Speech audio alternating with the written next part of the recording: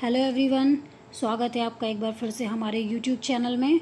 और मैं कल यूट्यूब पे कोई क्वेश्चंस नहीं करवा पाई क्योंकि कभी कभी टेक्नोलॉजी प्रॉब्लम की वजह से इस तरह की प्रॉब्लम्स हो जाती है। लेकिन आप चिंता मत करिए, मैं पूरी कोशिश करूँगी कि डेली आपको करंट के क्वेश्चंस देती रहूँ, जो कि आपके एग्ज़ाम पास आ रहा है। इस वजह से ये पूरी कोशिश रहेगी कि आपको करंट अफेयर्स के लगभग प्रोवाइड करवाए जाएँ क्वेश्चन। इसलिए डेली क्वेश्चंस, आज डेली क्वेश्चनों में कुछ क्वेश्चंस, आज उसी कुछ क्वेश्चन के 20 क्वेश्चंस लेकर मैं आई हूँ फिर से। और आप लोगों ने जो कमेंट्स किए मुझे सुन के देख कर बहुत अच्छा लगा, और इस तरह से मेरा प्रोत्साहन भी बढ़ता है और मुझे भी लगता है कि मैं अच्छे क्वेश्चन आप तक प्रोवाइड करवा पाऊँ और जो कि आपकी परीक्षा की दृष्टि से बहुत उपयोगी साबित हों। तो स्टार्ट करते हैं।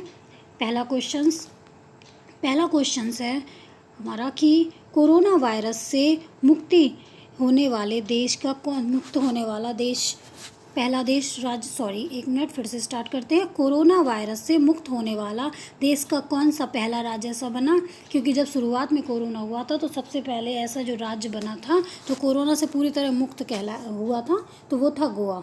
लेकिन हालांकि फिर बाद में उसमें फिर से शुरू हो गया, पर यह है कि वो पहला राज्य जो बना वो गोवा बना। अगर इस तरह का क्वेश्चन है, सबसे पहले शुरुआत में जब कोरोना वायरस हुआ और उसमें सबसे पहला कोरोना मुक्त राज्य कौन बना, तो वो है गोवा। इसके बाद नेक्स्ट क्वेश्चन है, प्रत्येक वर्ष किस दिन सिविल सेवा दिवस मनाया जाता है? 22 अप्रैल को, 24 अप्रैल को, 21 अप्रैल को कि 23 अप्रैल को? तो सिविल सेवा दिवस ध्यान दीजिएगा किस दिन मनाया जाता है। ये मनाया जाता है प्रत्येक वर्ष, CS का ऑप्शन 21 अप्रैल को। तो प्रत्येक 21 अप्रैल को मनाया जाता है। इस अवसर पर प्रशासनिक सुधार तथा जन शिकायत विभाग द्वारा कार्यक्रम का आयोजन किया जाता है। तो 21 अप्रैल को ये प्रत्येक वर्ष मनाया जाता है। क्वेश्चन नंबर 3, सार्वजनिक प्रशासन में प्रधानमंत्री उत्कृष्टता अवार्ड किस क्षेत्र में योगदान के लिए प्रदान किया जाता है? कौन सा अवार्ड है? प्रधानमंत्री उत्कृष्टता अवार्ड किसके लिए किया जाता है? ये सिविल सेवकों के लिए, सैनिकों के लिए, सामाजिक सेवा का कार्य करता है जो उनके लिए, कि इनमें से कोई नहीं? तो इसका आपका आंसर होगा ए, सिविल सेवा के जो भी हैं, सिविल सेवा के लिए ये प्रदान किया जाता है। ठीक है, इसमें सिविल सर्वेंट स्वयं को पुनः नागरिक की सेवा कार्य में समर्पित करते हैं, जो उनकी जनसेवा के कार्य के प्रति प्रतिबद्धता को दोहराते हुए इस दिवस के अवसर पर सार्वजनिक प्रशासन में प्रधानमंत्री उत्कृष्टता अवार्ड दिया जाता है। जो भी वो जनसेवा कार्य करते हैं उन्हीं के कार्य के उसमें उपलक्ष्य में, उनके अच्छे कार्य के उपलक्ष्य में इस तरह का अवार्ड दिया जाता है। तो ध्यान रखिएगा, प्रधानमंत्री उत्कृष्टता अवार्ड जो है वो सिविल सेवा के लिए दिया जाता है। क्वेश्चन नंबर 4 है, विश्व रचनात्मक व नवाचार दिवस किस दिन मनाया जाता है?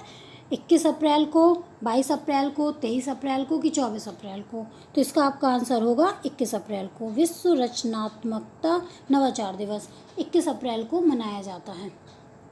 इसके बाद नेक्स्ट क्वेश्चन नंबर 5, मुख्यमंत्री कोविड-19 योद्धा कल्याण योजना किस राज्य में शुरू की गई? राजस्थान में, मध्य प्रदेश में, गुजरात में कि महाराष्ट्र में? कौन सी योजना है? योद्धा कल्याण योजना, कोविड-19 योद्धा कल्याण योजना। इसका आंसर आपका होगा बी, मध्य प्रदेश में इस योजना शुरू की गई और इस योजना के तहत आंगनवाड़ी कार्यकर्ता और सहायिकाओं को मुख्यमंत्री कोविड-19 योद्धा कल्याण योजना के तहत लाभ प्रदान करने की बात की गई। ठीक है, इसके बाद नेक्स्ट क्वेश्चन नंबर 6, हाल ही में अरुणाचल प्रदेश में एक पुल का उद्घाटन किया गया, इससे संबंधित निम्न में से क्या सत्य है? यानी कि कौन सा स्टेटमेंट सही है? यह पुल सुबनगिरी नदी पर बनाया गया है। इस पुल का नाम दापो रिजो पुल है। सुबनगिरी नदी ब्रह्मपुत्र नदी की एक सहायक नदी है। क्या सही होगा इसमें? 1 और 2 सही होगा, 2 और 3 सही होगा, 1, 2, 3 सही होगा, या इनमें से कोई नहीं? तो आपके इसका जो आंसर होगा वो होगा सी, जिसमें से तीनों सही हैं, यानी कि सी आंसर है। इसमें यह पुल जो है सुबनगिरी नदी पर बनाया गया है। ये पुल कौन सा? अरुणाचल प्रदेश, ठीक है ना, अरुणाचल प्रदेश में सुबनगिरी नदी पर बनाया गया है। इस पुल का नाम क्या है?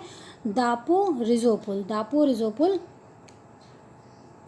रिजो पुल नाम है इसका। और सुबनगिरी नदी कौन है? ये ब्रह्मपुत्र की सहायक नदी, सुबनगिरी नदी ब्रह्मपुत्र की सहायक नदी है। ठीक इसके बाद नेक्स्ट क्वेश्चन नंबर 7, हाल ही में किसको राष्ट्रपति का नया सचिव नियुक्त किया गया है? तो इसका आंसर आपका है ए, कपिल देव त्रिपाठी। इनको राष्ट्रपति का नया सचिव नियुक्त किया गया है, ए आंसर है। इसके बाद नेक्स्ट क्वेश्चन नंबर 8, CPCB के द्वारा कोविड-19 संक्रमण जो संक्रमित कचरा निस्तारण के लिए अलग अलग कलर के कूड़ेदान का उपयोग करने के लिए निर्देश दिए गए, इससे संबंधित निम्न में से क्या सही है? कौन सा स्टेटमेंट सही होगा? यह कूड़ेदान लाल और नीले रंग के होंगे। इनमें से एक कूड़ेदान में कोरोना वायरस से संक्रमितों का और दूसरे कूड़ेदान में क्वारंटीन किए गए मरीजों का कचरा डाला जाएगा। यानी कि जब कोरोना वायरस संक्रमण शुरू हुआ था उस समय इस तरह के प्रावधान काफ़ी आए थे, उसी से संबंधित चीज़ें हैं। हो सकता है एग्ज़ाम में ऐसा पूछा जा सके, क्योंकि ये पीरियड काफ़ी लंबा और जो अभी तक चल ही रहा है, इसलिए इस तरह के हर क्षेत्र को ध्यान में रखते हुए हमने इस तरह के क्वेश्चन बनाए हैं। जैसे कि तो देखिए कि कूड़ा, इसका आंसर आपका जो होगा वो होगा सी, जो कि सिर्फ दूसरा सही है। ठीक है, एक गलत है, क्योंकि इस तरह का लाल और नीले रंग के कूड़ेदान का प्रावधान न रख के लाल और पीले रंग का था, नीले की जगह पीले रंग का। ठीक है, पीले रंग का कूड़ेदान, लाल और पीले रंग का कूड़ेदान की बात की गई थी। उस कूड़ेदान में एक कूड़ेदान में संक्रमित लोगों के कोरोना वायरस से संक्रमित थे और उनके और तथा दूसरे कूड़ेदान में क्वारंटीन किए गए मरीजों की कचरे की फेंकने की बात की गई थी। इसके बाद नेक्स्ट क्वेश्चन नंबर 9, अमेरिका ने कितने दिनों के लिए विदेशियों के आगमन पर अस्थायी रूप से रोक लगाने का फैसला किया था? तो कुछ दिन पहले ही अमेरिका ने इस तरह का प्रावधान किया था। तो कितने दिनों के लिए रोक लगाने की बात की थी? 60 दिनों के लिए, 70 दिनों के लिए, 50 दिन या 40 दिन? तो इसका आपका आंसर होगा ए, 60 दिनों के लिए। तो अमेरिकी के राष्ट्रपति डोनाल्ड ट्रंप ने अमेरिका में 60 दिनों के लिए विदेशियों के आगमन पर अस्थायी रूप से रोक लगाने के लिए फैसले का ऐलान किया था। ठीक है, नेक्स्ट क्वेश्चन नंबर 10, हाल ही में हुए G20 कृषि मंत्रियों की बैठक संपन्न हुई। इसकी अध्यक्षता किसने की? किस देश द्वारा इसकी अध्यक्षता की गई? अमेरिका द्वारा, सऊदी अरब द्वारा, रूस द्वारा या भारत द्वारा? तो इसका आपका आंसर होगा सऊदी अरब, बी आंसर होगा। सऊदी अरब के द्वारा ये जो है इस G20 कृषि सम्मेलन की बैठक संपन्न हुई और अध्यक्षता सऊदी अरब ने की। इस सम्मेलन में कृषि मंत्री नरेंद्र सिंह तोमर ने वीडियो कॉन्फ्रेंसिंग के माध्यम से इसमें बैठक में भाग लिया। ठीक है, नेक्स्ट क्वेश्चन आता है क्वेश्चन नंबर 11, भारत को विश्व प्रेस स्वतंत्रता सूचकांक में कौन सा स्थान प्राप्त हुआ है? देखिए ये क्वेश्चन इंपॉर्टेंट है। इस तरह के क्वेश्चन आते हैं जो कि पीसीएस में भी आते हैं, आरओ के लिए भी इम्पॉर्टेंट हो, मतलब पूछा जा सकता है कि विश्व प्रेस स्वतंत्रता सूचकांक में भारत को कौन सा स्थान प्राप्त हुआ है? 142, 143, 145 की 146?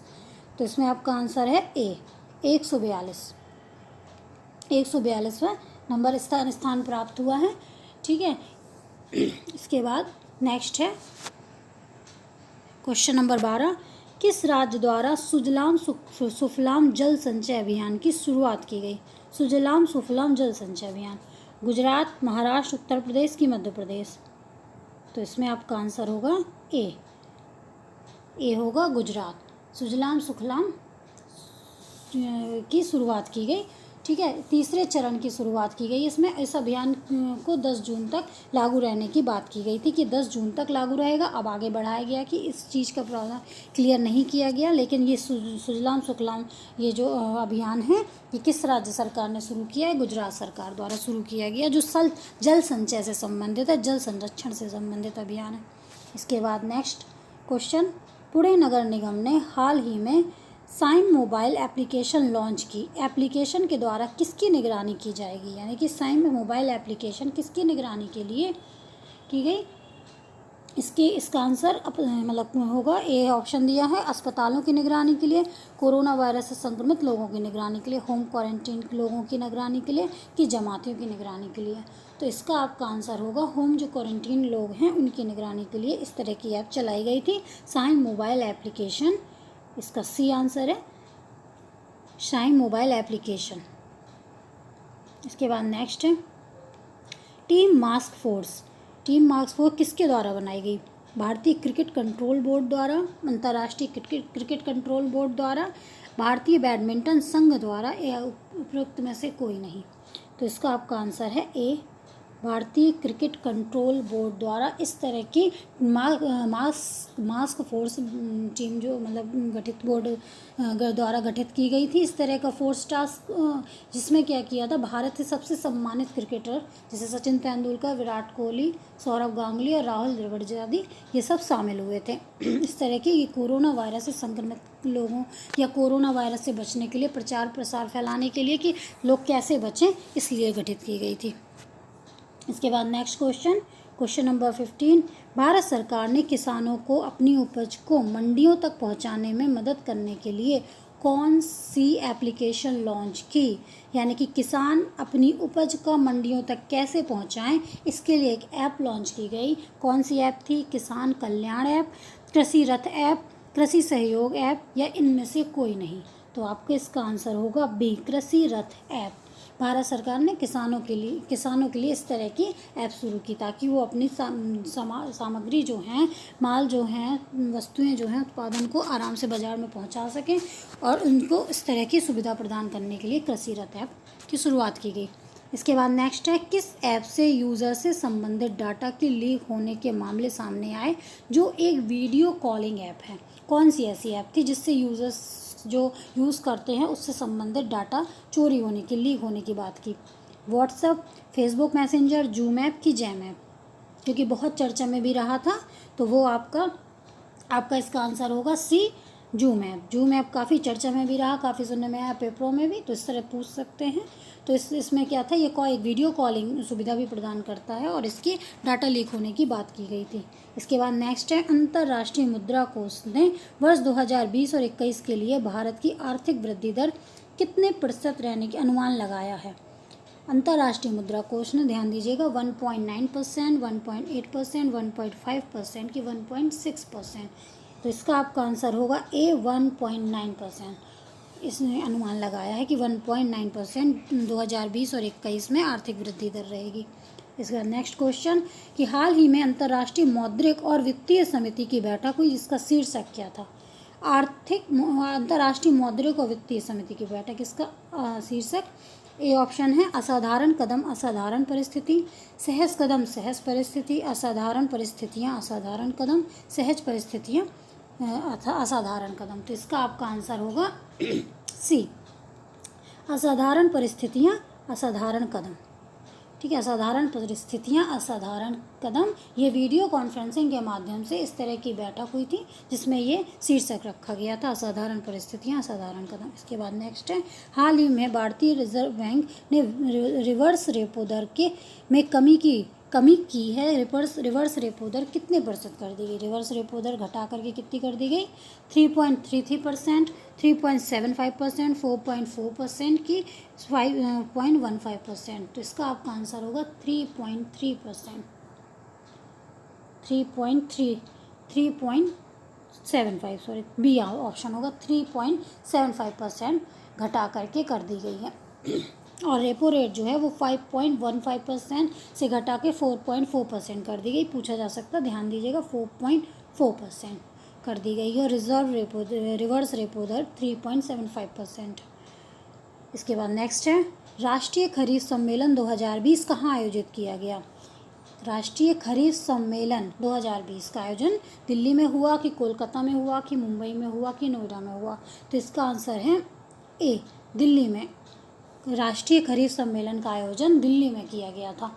तो इसके साथ ही आज के 20 क्वेश्चन यहीं पे समाप्त करते हैं।